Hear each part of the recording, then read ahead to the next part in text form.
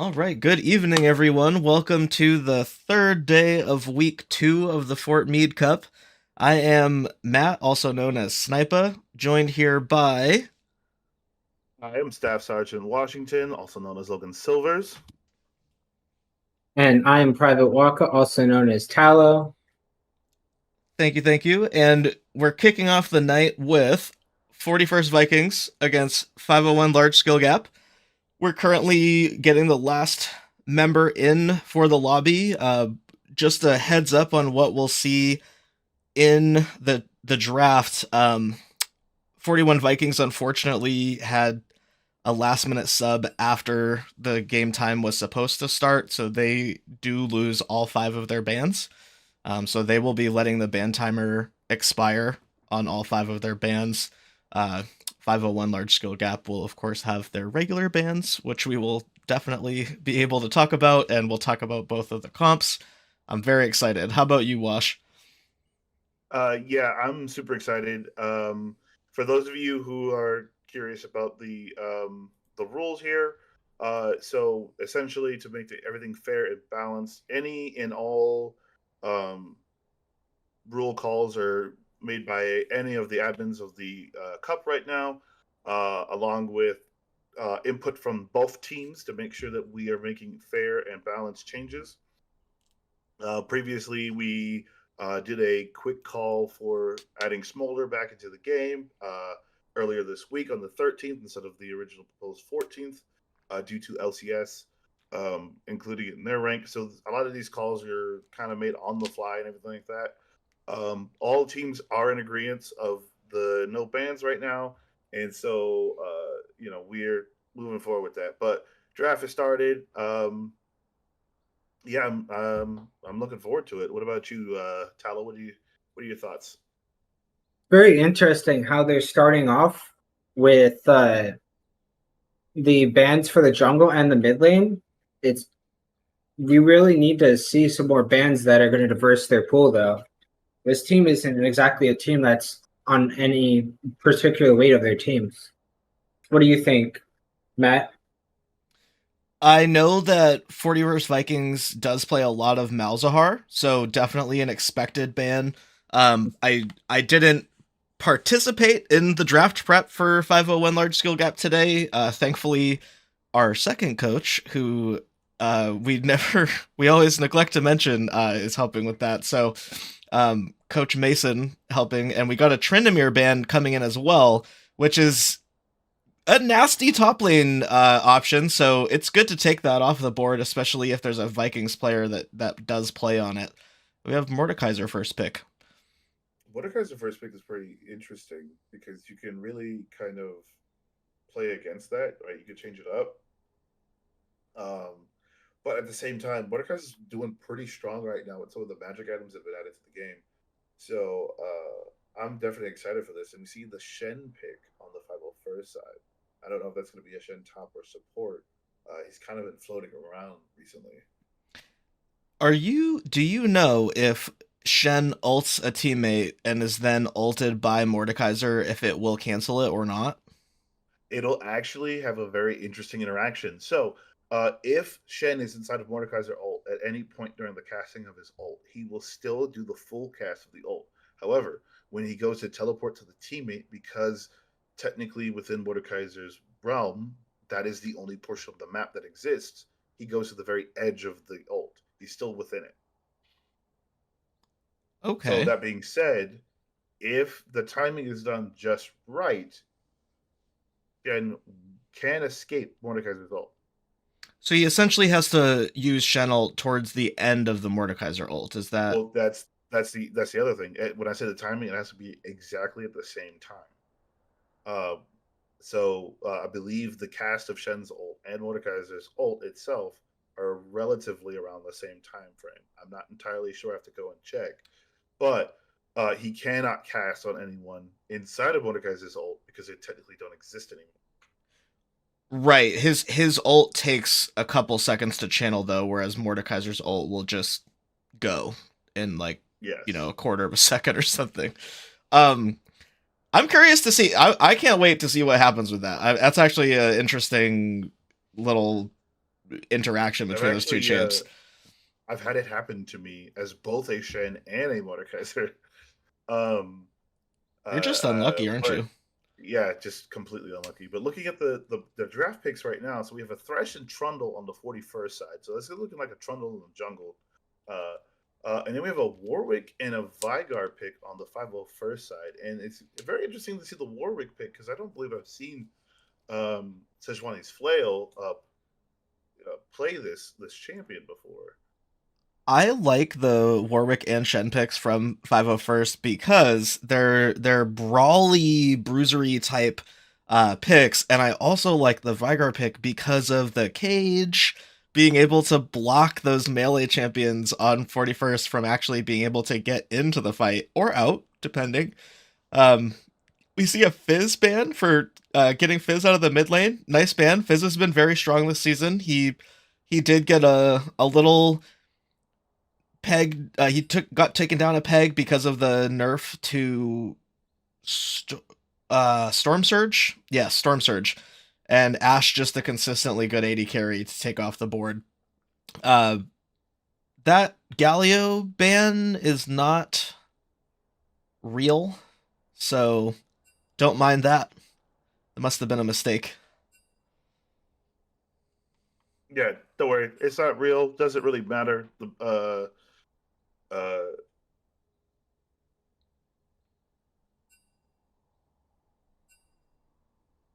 One second. It looks like 41st was thinking it was their turn to pick, so they meant to pick Galio. So they're just going to let them take that Galio pick, and all is well. It won't show correctly on the draft screen, but that's fine.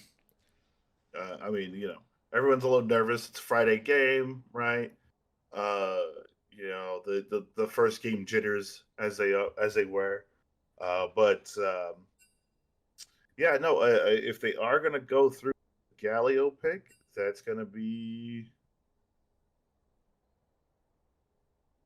They have a very beefy frontliney team from Vikings, and I'm honestly a little surprised that given the Vygar pick getting locked in for essentially a crowd control that the champions on Vikings just can't really deal with.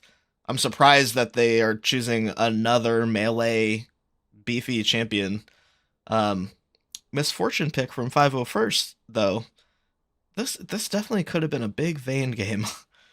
Big Vayne opportunity. So we're looking at a Seraphine ADC for the 41st Viking, which I've been seeing a lot of her being picked.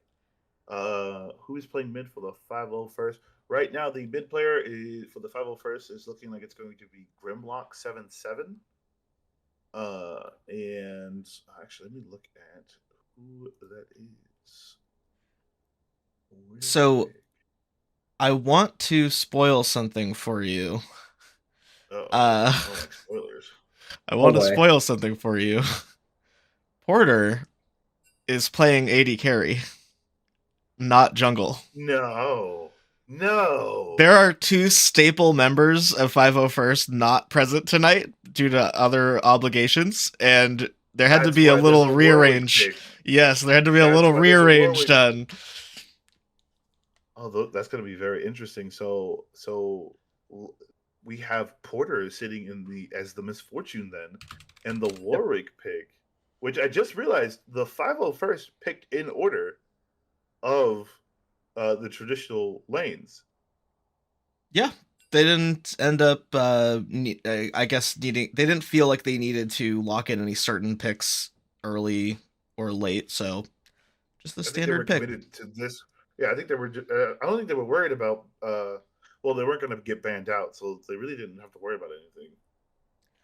I'm gonna tell you right now. I am a little worried. The Vikings comp makes sense to me now. So the way that Seraphine's shield ability works is when she uses the double shield, it heals based on a percentage of missing health. Because all four other members are very health-oriented characters, they're going to heal a lot. Like many hundreds of health each every time she does that. And this is a comp that actually is used in pro play, maybe not currently, but has been. And it's a sensible comp, so I'm actually kind of excited that Vikings picked that. Yes. Tallow, any thoughts on the current draft right now? Currently, right now, the comp that has really my interest is this lockdown comp, especially with this top and Warwick. This Shen and Warwick are going to have an interesting time with this Trundle and Mordekaiser. That top lane is going to really bring some entertainment value tonight. Yeah, no, I can see that. As I was saying earlier, being both a Mordekaiser and a Shen player, this is going to be very interesting. Specifically, both times I have, both champions, I have been on the success end and the failure end, and it's never like a close one. It's almost night and day when it comes to those two champions. I don't know too much about the 41st top laner, Tony Tallboy, or uh, not too much about the 501sts either, which I believe is. Let me look here at my list. Set phasers to stun. So we're gonna see how this goes.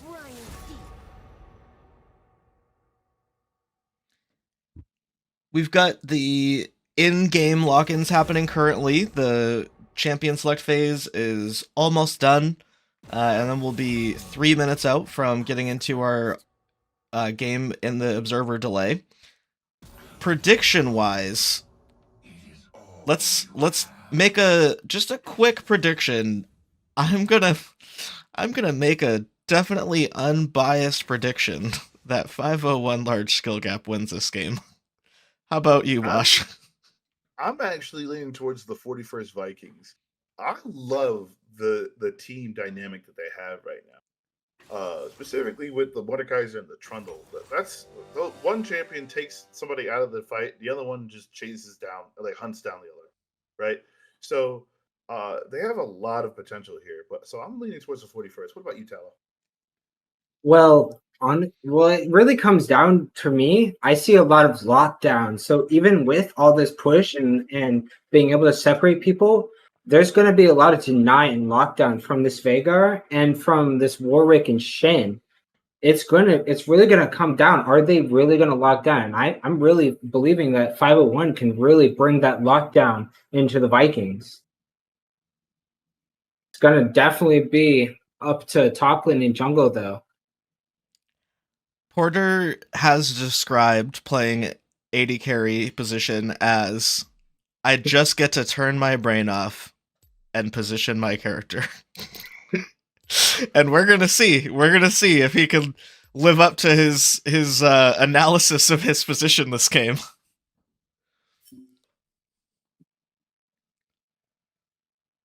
All right, well, Go ahead. I was just gonna say, well, we're gonna take a short break. Go ahead and grab some snacks, grab some drinks, restroom break, whatever you got to do as we set up for this next game. See you in a couple minutes. Welcome everybody to the game. We're loaded into the Rift. Got a little invade happening already. 30 seconds until minions spawn. Ooh, 501 large skill gap. No hook. No hook from barely copper. Redmond. He was right there. He was right there. They're going in for invade number 2 though. Oh, throw it. Well, here's the hook you want. No. Oh no. They're playing a 5D chess game right now. Minions have spawned. I don't know what was more sad in that moment, the not hook or the whiff. And it was right there. The It was, like, lack right of there. the lack of attempted hook on the invade, definitely the worst one. At least gotta try. Oh my goodness. That's okay though. Let me turn down the. Yeah, well, when it comes to invades, right, and this is always a kind of the trade-off of the jungler. Or not jungler, but the team, right? Do you go in for the invade and risk it? or do you wait for a better opportunity? And I want to say the 501st really waited for an opportunity there, but in the end, it just really didn't come down to anything. They had a good look. It just didn't pan out. I'll be going for the play-by-play this game, so Talo, you go ahead and jump in there for the helping out Wash. Yeah, the risk was calculated, but boy, are they bad at math. But anyway, go ahead, Talo. Sorry. It's very interesting how the mid lane's applying the pressure with that early strength from that Veigar into that Galio. Oh, We have some teams that are playing right now. A massive flay from Living Chaos into Bristol's Seraphine E, which causes the champions to get actually hard crowd controlled because they were knocked up by Thresh Flay, and a huge trade happening bot lane where Bristol's and Living Chaos come out very ahead. Yeah, we also had that Mord play up top lane. These trades are getting rough for this Shin. Can he feel the burn? Yeah, and then on top of that, the trade up in the mid lane. Oh, get another fight. We've got a Nautilus hook in, and it just doesn't pan out. The Thresh hook trade, but Nautilus with the big roots from the passive. Oh! The Seraphine throws the double Q, and it just executes. Oh man, a very close fight bot lane, but not in favor of 501st. That was a very interesting fight there. There was a lot of opportunity for the 501st to walk away with a kill and possibly a flash burn, but you see Warwick trying to make it down there, but I don't know if he's going to make it down in time. Probably just going to use his speed to get the Scuttle Vision. I'm sorry, Bow Nasty.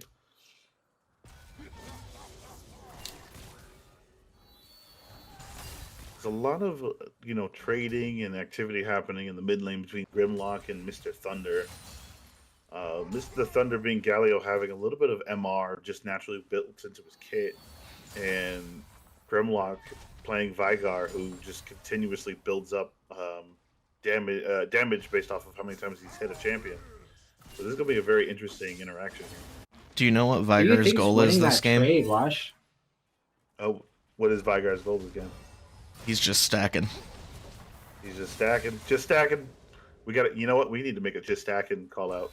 But what did you say, Tyler? Who do you think's winning that trade up in mid lane? It's been back and forth. It has been back and forth. I'm leaning towards technically Grimlock is winning the trades because he's walking around with, just as Coach Matt said, stacks. Big hook from Living Chaos Thresh and a follow-up flay on Barely Copper. Unfortunately, Bristol Seraphine not able to complete the lockdown at that time, but does get even more follow-up damage with the double E into a Q. Barely Copper is getting bullied in this lane. It's a very interesting trade-off here. That Seraphine's definitely applying that pressure with that Thresh. It's definitely a synergy that you wouldn't really expect.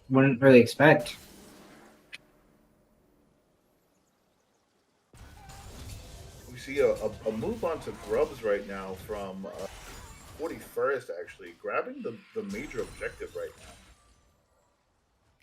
It's very, very, very interesting because I believe the 501st usually goes for those. Barely Copper going down. Just absolutely caught in a position by Living Chaos and Bristol's. When you're that low, you can't be up in lane like that. Yep, definitely an overstay right there.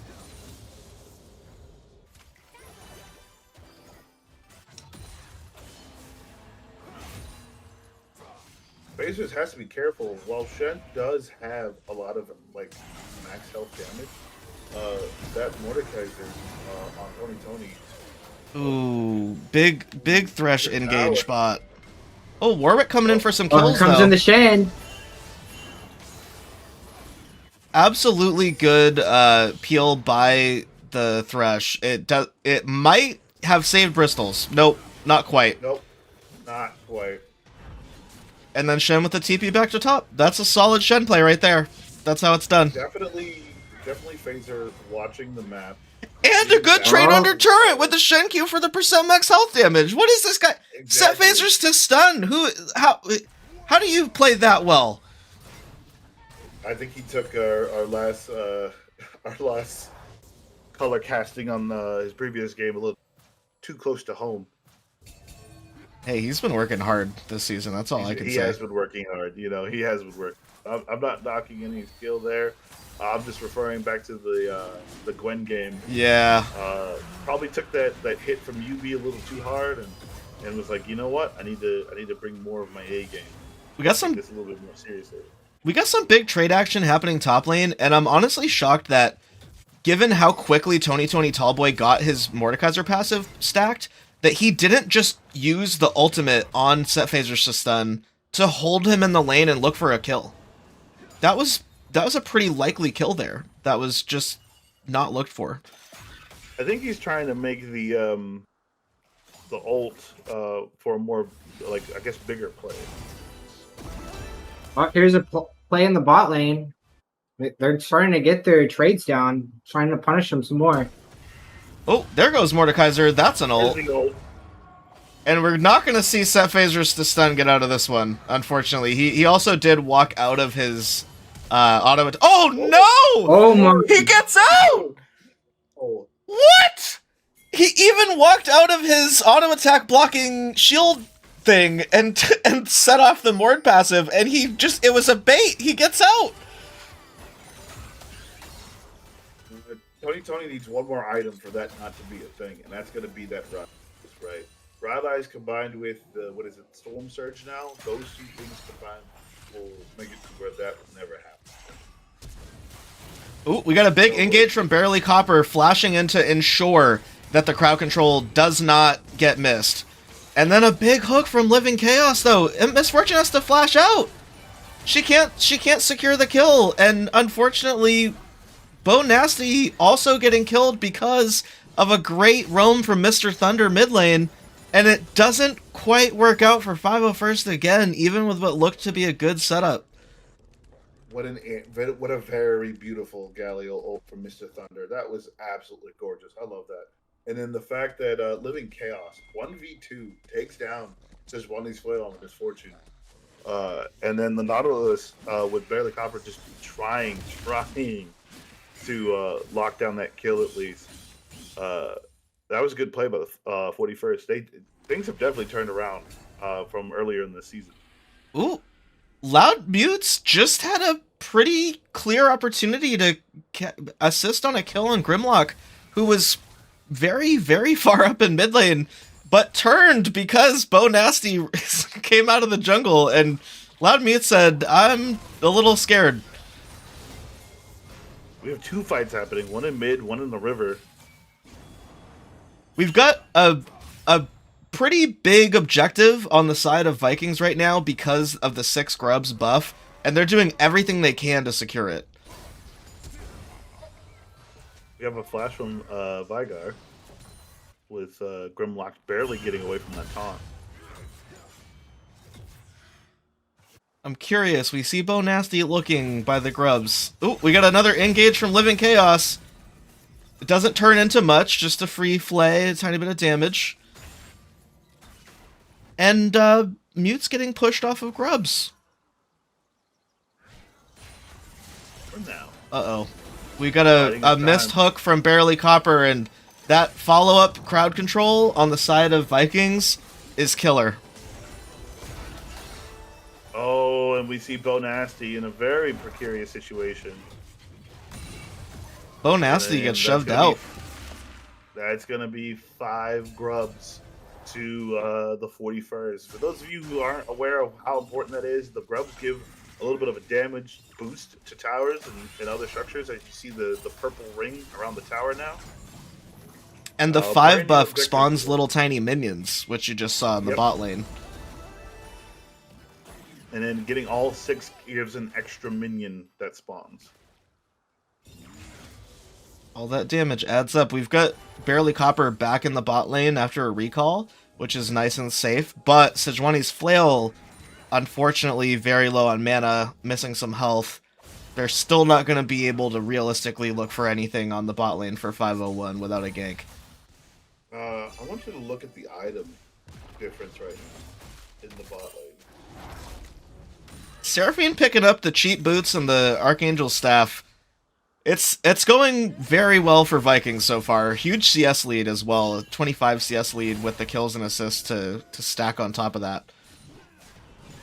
It's definitely not looking good for the 501st right now. But you know what Vygar's doing, though. On in the game, and Vygar is still in the game, just as you said.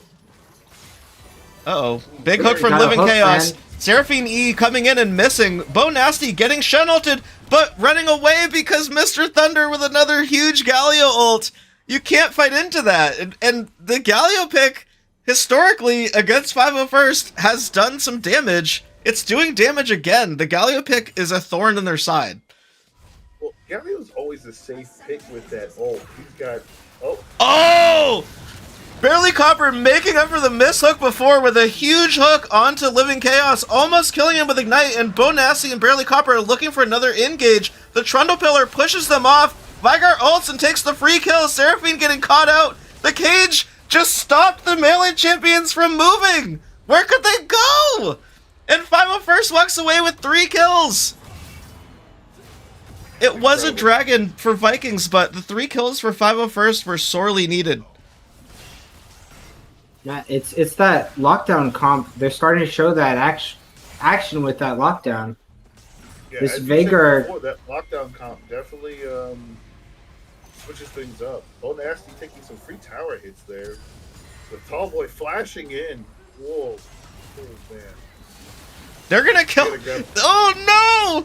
Tony Tallboy getting fancy after he missed the Mordekaiser pull.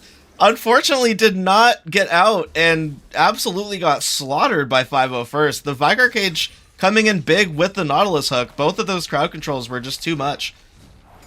Oh, this is a sad sight. They had such a decent lead, and it looks like there's a little bit of a connection issue with Mr. Thunder. I don't know. We should see a pause. And there's no pause. Why is there no pause? I'm gonna be honest, it's possible Vikings did not realize that the disconnect happened. If they don't pause, we can't do anything, so... We can't do anything if they're not refusing the pause.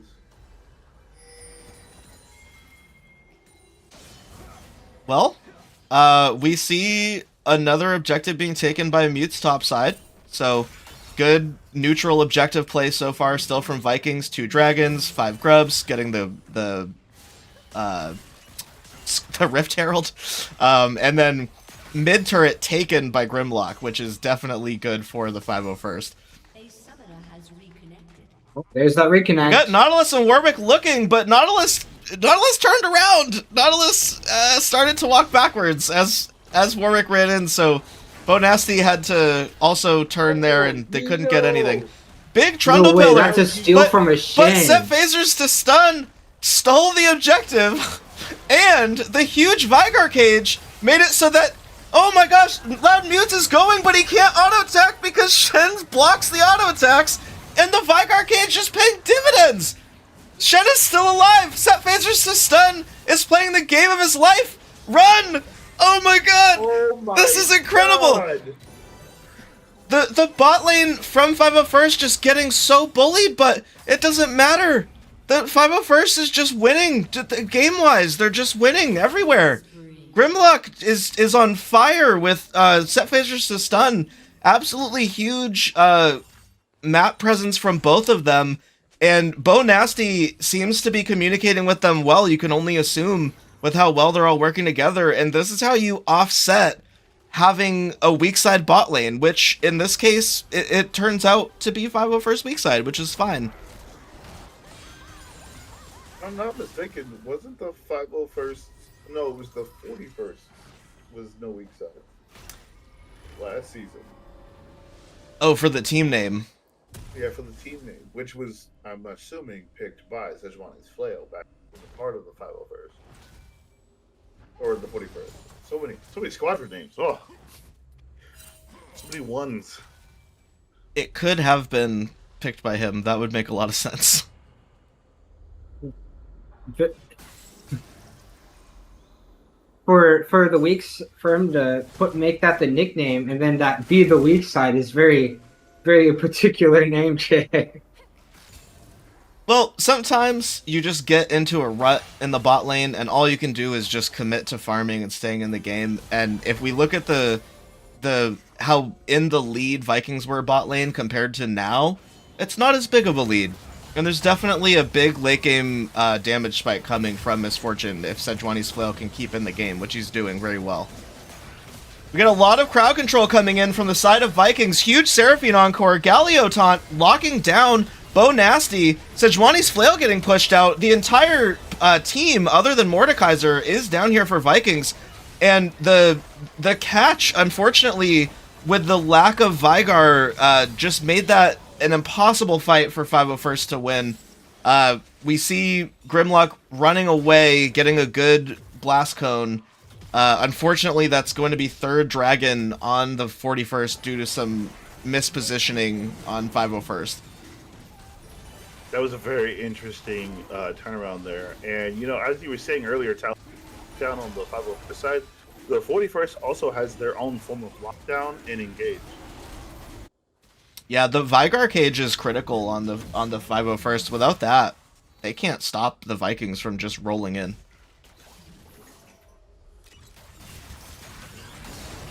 They're looking for a dive on Sejuani's Flail. They got a huge root and a pillar.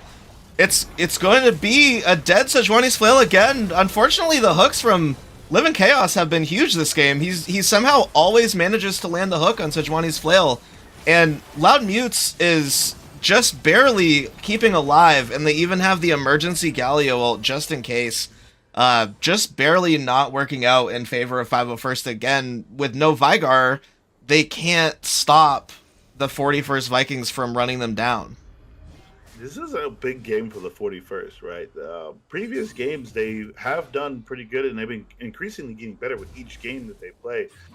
This is the first game where they have a significant lead on objectives and just making better plays in general. Yeah, there were a couple that they got caught out on, but like being 13-9, they're only ahead by just a handful of gold. But still doing way better than previous games. We have to see the Vygar get out of the top lane. Grimlock is going to have to start going down to help the team. And they're going to kill Tony Tallboy with a smattering of crowd control. Unfortunately, Tony Tallboy was a little caught out at the top lane. Hopefully we see Vygar come down. If Grimlock doesn't come down, unfortunately, 501 large skill gap still can't do anything elsewhere on the map without that cage. It's just a lot of and that was the other thing. There was 3 people going against Tony in the top lane. You have Bo Nasty, Set Phasers, and Grimlock. That leaves the rest of their team just one manning each turret. Yeah, and it's going to be a turret take top, which is good, but that's going to trade with a turret take mid from 41st Vikings. And if we look at Vision in the blue side jungle, 41st Vikings just absolutely warded everything in blue side jungle and cleared out all Vision from 501st large skill gap. So that still was in favor of Vikings by far. And Vikings is actually potentially getting another tower here as they're engaging. This fight could not happen. There's no Misfortune. It's absolute chaos. Vygar is in the back laying down consistent damage. The cage is actually huge. He could get a kill off of it. The cage paying dividends. The Living Chaos is running. Bo Nasty gets rooted. Setface just is stunned looking for a possible taunt, but Misfortune gets a free turret take for the price of 501st large skill gap winning a 4v5 in the mid lane. That's not what you want as Vikings. They need to push their lead and stop it from getting to late game when Grimlock Vygar has, 400 stacks. They do not want to get there. I think the big loss right there was not being able to get Vygar caught in that encore, right? That was going to be a big push for the 41st onto that tower fight. Yeah, their team fights are really coming down to if Warwick and if that Shin can actually be the actual distraction for that Vagar, so he can actually help lock down that team. We've got some Baron looks happening with vision control. Two members of 41st are bot side, looking for a pick maybe.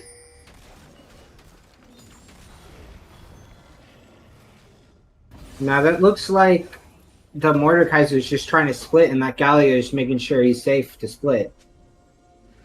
501st are exactly where they want to be.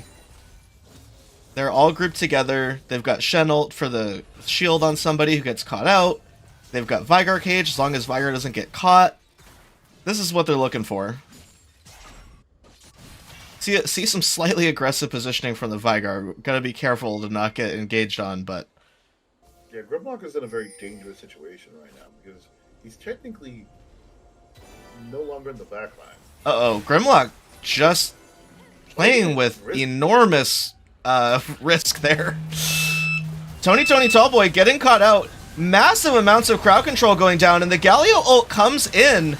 Unfortunately, Mordekaiser is able to dodge the entire Misfortune ult, so Sejuani's Flail ult does not hit more than one player, and Grimlock finally was taken down. Without that cage from Grimlock, there's just no world where 501st can turn that around, and that's going to be a soul for 41st Vikings, and that is the opposite of what 501 wanted.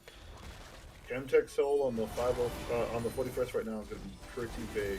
On top of that, I don't know if you noticed during that fight, Tony Tallboy ulted set phasers and stun, which was actually a very smart move because phasers taunt could not be utilized in the team fight, so that left Loudbeats able to just basically just chomp down on whoever he wanted. Yeah, that would have been a massive team fight difference if the Shen taunt had gone through from set phasers to stun. Shen taunt with the W on the ground, preventing from basic attacks from going through. That would have been huge.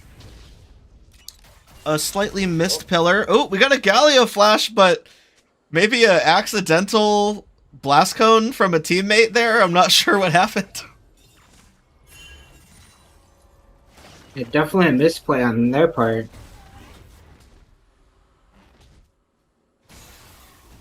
Even with the Chemtech Soul on 41st Vikings, this game is still even and could go any direction. It's entirely based on if Vigar gets killed or not. Grimlock is in the pressure seat in this game.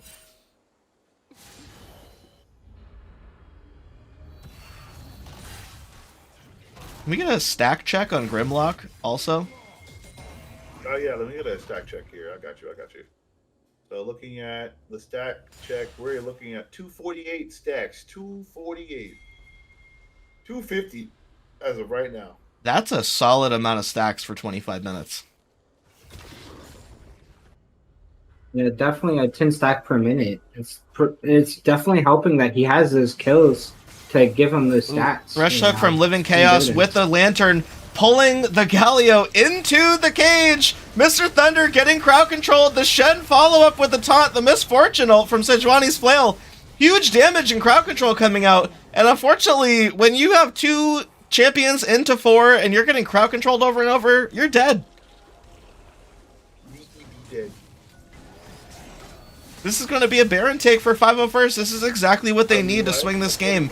Get in here with that encore, because with the Baron true damage, it's going to be pretty big.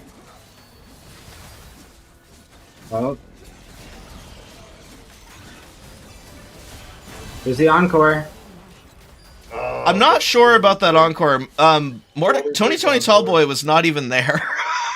Yeah, that was definitely Vigar Cage forcing the flash out of Bristol's. Bristol's getting some follow-up crowd control. A Miss Warwick ult from Bo Nasty.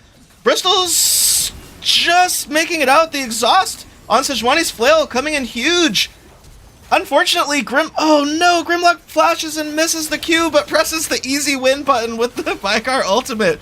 And just massive damage. Mr. Thunder just got deleted. Tony's fighting the Galio right now. Oh my god. I just want to point out, look at how alive Vigar is. I mean, it's these fights. If Vigar lives, it is difficult to be Vikings. This is a dead inhib. This could be potentially a game ender, at least a couple turrets, if they go for it on 501st. They've got 20 seconds on multiple champions and huge damage. The Vigar auto attacks are huge on these turrets. Something I believe, right? Grimlock using the easy win button to try to kill the Thresh. Everyone needs to hit the Nexus on the 501st. If 501st can keep focusing the Nexus, this is going to be game. Vikings can't shut them down. What a turn! That's what we call a Baron power play right there. Everything. That is the Baron power play, indeed. That's crazy.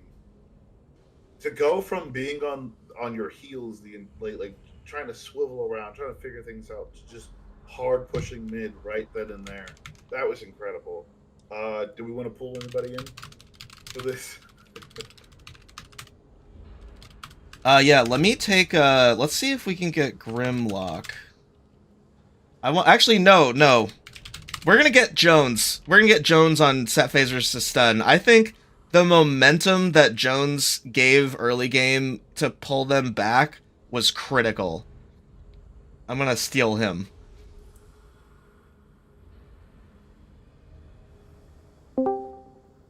Where do I go? Welcome to the stream lounge, Jones. Hey, Yes, welcome to the Stream Lounge. Welcome. is this First my and foremost- redemption? Is this my web redemption? Yes, It yes, is. this is your win redemption. First, I have to say, congratulations. Thank you. Second, what a game! What a game! First and foremost, I got to know your initial thoughts on picking Shen. What was the plan here? What was the goal with Shen? So the goal was, I wanted something that I could just be flexible on. That was useful late game, allows us to make plays, has some protection if played right for our carries, that sort of thing. So you guys know that the last match I had the Alawi pick. Of course, I was completely out skill gapped, or I was skill gapped in the lane, but I kind of couldn't find my footing in the end game with stuff like Alawi. I needed something that has more utility like Shen. So that was pretty much the goal there. Excellent. Any questions from you, Matt? How good did you feel when early game you ulted into bot lane, saved their lives, caused the double kill, teleported back to top lane, and then massively out-traded Tony Tallboy under your turret like it was just another day on the job, easy, no sweat. I wouldn't say it was easy, but yeah, that was kind of like a turning point as far as like at least my outlook on the game goes. It's like, okay, because we were losing bot a bit, and top was like, meh. I was feeling under pressure. So whenever that happened, it was like a big breath of fresh air. Like we could maybe stabilize and turn around. At least for my lane, that's how I felt. But I think the whole team kind of felt it there too. And then the bush, I mean, the trading of ults and all sorts of things in Tri-Bush, and I got away. That was also I felt really good after that. Oh yeah. So when you had almost got caught out there, I said Jones is dead, and then you flashed out and lived, and it was absolutely epic. Your first 15 minutes of this game were a highlight for sure. I underestimated Tony's grabs. I think it's a Z. I don't play Mordekaiser often, but I underestimated it so many times that he would get me in mid E when I was mid dashing out. It happened almost every single time. But yeah, he was such a rough lane opponent. I don't know how. I just couldn't keep up with him at first. Like you said, unless I taunted him under tower, I couldn't trade back to him even with empowered Qs and everything. So, but yeah, it was very, very fun game. Very tough game. Like we had just to take that window of opportunity when we got it, because we probably weren't going to get that again. You seized that window. Any questions from you, Tallow? Yeah, I have a great question for you. How did you feel about the Galio trying to steal your thunder every so often with his ult? Yeah, I did kind of feel kind of outclassed here and there. I was like, man, I got some global, ult competition here, and yeah, that was tough because they're in bot lane when we lost that fight, the one that we lost pretty bad. He definitely he definitely won the ultimate face off. I don't even know if I ulted into that one, but yeah, he won that one. Yeah, that was a pretty impressive there. Final question. Final question. Uh, in the, as you guys were playing and as things were unfolding, looking towards the 41st, the almost the entire game, right? Um, what was the big, like what was team chatter going on at that time, right? As certain fights were not being won in different places, it looked like bot lane was leaning a lot towards the 41st, and leading up to that Baron fight, like where everything just flipped 180. What were the comms like there? Well, luckily we had our like team captain on ADCM bot, and I think he knew it was on him to stay cool, calm, and collected throughout this, and he knew that he could see the light at the end of the tunnel. So it was good that he was there in that position. He had the rough time, but he could stay level headed because we had wins throughout the map everywhere else. So our comms, I think everyone was not feeling too bad. Like we weren't like on cloud nine or anything, but we weren't feeling too bad. And as long as they stayed, positive in bot lane, we were good. But most of the comms were like, I think this is probably our best game where we were able to talk about like, okay, these are the objectives that we can do. This is what we can do with the objectives, and this is the ones we have to give. And then like Rift Herald, I stole Rift Herald, and I didn't plan to do that, but like we were committed to doing things, and I was only going to go there to maybe just like slow them down or distract. But yeah, then we got that, but then I couldn't pick it up. So yeah, I guess the answer to your question, the comms were just we were really trying to take measured approaches to what we could do on the back foot because they had us on the back foot for a lot of the game.